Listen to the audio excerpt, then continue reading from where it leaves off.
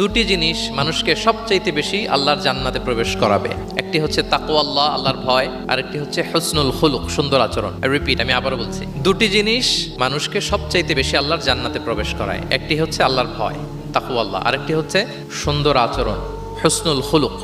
এখানে বলা হয়নি যে নামাজ মানুষকে বেশি জান্নাতে প্রবেশ করাবে, রোজা প্রবেশ করাবে, যাকাত করাবে, হজ করাবে, এমন কিছু বলা হয়েছে না, বরং সুন্দর আচরণ মানুষকে বেশি জান্নাতে প্রবেশ করায়। আমরা অনেক সময় ইসলামের এই এসেন্সটা ধরতে পারি না। দেখবেন যে খুব নামাজি কিন্তু খিটখিটে মেজাজের লোক, খুব নামাজি স্ত্রীর সাথে খারাপ আচরণ করে, খুব আল্লাহওয়ালা প্রতিবেশীর সাথে ঝগড়া ঝাঁটি, খুব নামাজি মানুষ কলিগের সাথে সম্পর্ক ভালো নাই, এরকম লোক আমাদের সমাজে আছে না নাই বলেন? তার মানে ইসলামের যে ট্রু এসেন্স এটা ধরতে পারে নাই।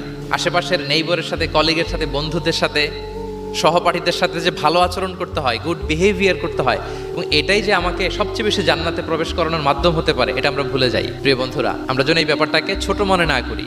সবচেয়ে বেশি জান্নাতে মানুষকে প্রবেশ করায় তাকওয়াল্লাহ, হুসনুল খুলুক, আল্লাহর ভয়, আর একটা কি সুন্দর আচরণ। অনেক ছোট ছোট বন্ধুদেরকে আমি দেখতে পাচ্ছি অডিয়েন্সের মধ্যে। আমরা আমাদের সহপাঠীদের সাথে, বন্ধুদের সাথে ভালো আচরণ করবো তো আজকে থেকে? হ্যাঁ, সাউন্ড খুব অল্প হয়েছে, আমি শুনি নাই, আরো জোরে করবো কিনা? ইনশাআল্লাহ আমরা ভালো আচরণ করব, এবং আমার সহপাঠীদের সাথে, বন্ধুদের সাথে ভালো আচরণ, এটাই আমাকে জান্নাতে প্রবেশ করাবে ইনশাআল্লাহ। বলি সবাই।